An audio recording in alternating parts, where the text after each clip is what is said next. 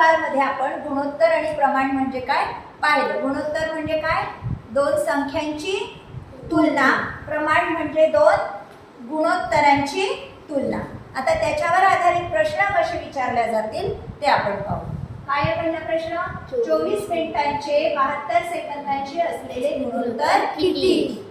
पण आता तुम्हाला हे माहिती आहे की दोन्ही राशींचं एकक कसं पाहिजे, समान पाहिजे. मिनिटांचं सेकंदाची होईल का तुलना, तुलना होणार नाही. मग आपल्याला काय करावं लागेल, एक तर मिनिटांचं सेकंदात रूपांतर करावं लागेल, ते सेकंदाचं मिनिटात रूपांतर करावं लागेल. ठीक आहे.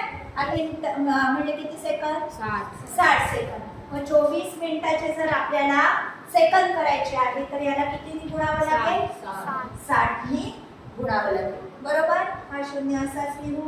साइन 24, 2 साइन 2 12 आणि 2 14. हे काय मिळाले आपल्याला, 1440 किंवा 1440 काय मिळाले, सेकंद मिळाले. ठीक आहे. आता ह्या सेकंदांचा आपण म्हणजे 1440 चा आता आपल्याला 72शी गुणोत्तर काढता येईल. कसं काढायचं, 1440 भागिला 72. ठीक आहे. आता 72 1440 मध्ये आपल्याला 72 ने भाग देऊन पाहायचा. किती येईल, 2 येईल, 14.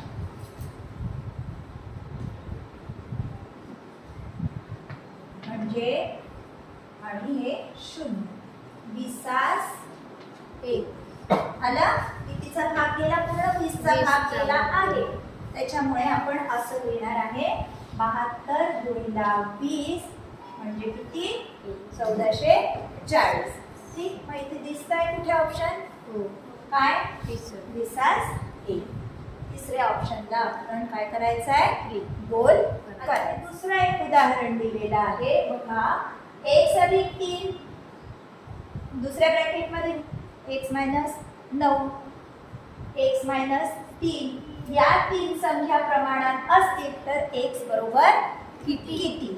आता ह्या 3 संख्या आपल्याला या संख्येचा काय करावं लागेल, वर्ग काढावा लागेल, गुणावं लागेल. मग आता काय आहे आपल्याला प्रमाणात असणं म्हणजे काय, अंत्यपदांचा गुणाकार बरोबर काय असलं पाहिजे, अंत्यपदांचा गुणाकार बरोबर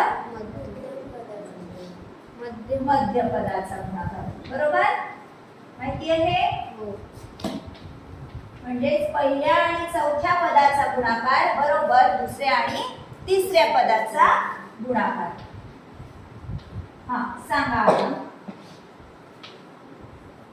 अंत्यपदे कोणती कोणती आहेत, x + 3 गुणिला x - 3. ठीक. आता मध्यपद x - 9 गुणिला x - 9. ठीक. म्हणजे काय म्हणू शकतो ह्याला आपण, x - 9 चा वर्ग. हे सूत्र माहिती आहे, आपण विस्तारित सूत्र काढलेलं आहे एक्सपेन्शन फॉर्म्युलेमध्ये. a अधिक b गुणिला a वजा b काय असतं, a चा वर्ग वजा 3 चा वर्ग. ठीक आहे. x चा वर्ग बरोबर वजा 3 चा वर्ग. हे विस्तारित सूत्र आपण काढू शकतो. a मायनस b होल स्क्वेअरचं काय येतं, a square plus 2ab plus b square. माहिती आहे. मायनस असेल तर a square minus 2ab plus b square. मग आता इथे लावू शकतो ते सूत्र आपण. कसं, x चा वर्ग वजा 2ab. 2a काय आहे, x आहे, b काय आहे, 9 आहे. म्हणजे 2 गुणिला 9 किती, 18x अधिक 9 चा वर्ग किती, 81. ठीक आहे. आता हे दोन्हीकडचे कटले. ठीक. आता समजा ह्याला आपण इकडे आणलं,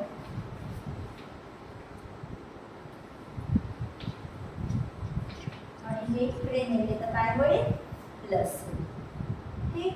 आता 18x बरोबर 81 अधिक 9 किती, 9 अधिक 81.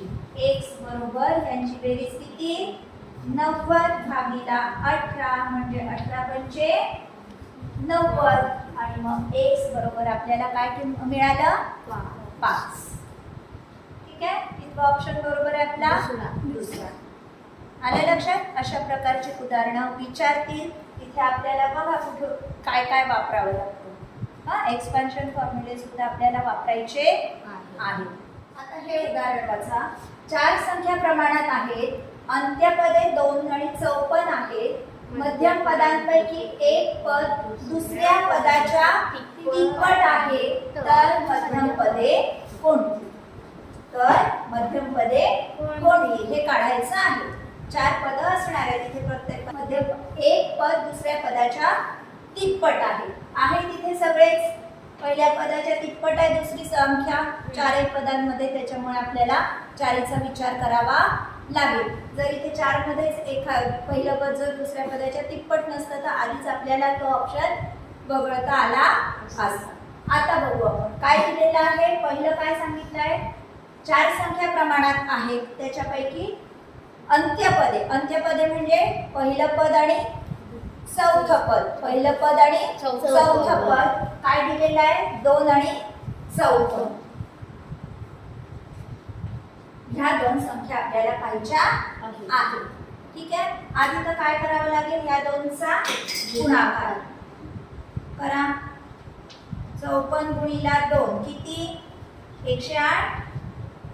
कोणत्या पर्यायांमधल्या संख्यांचा गुणाकार 108 येतो.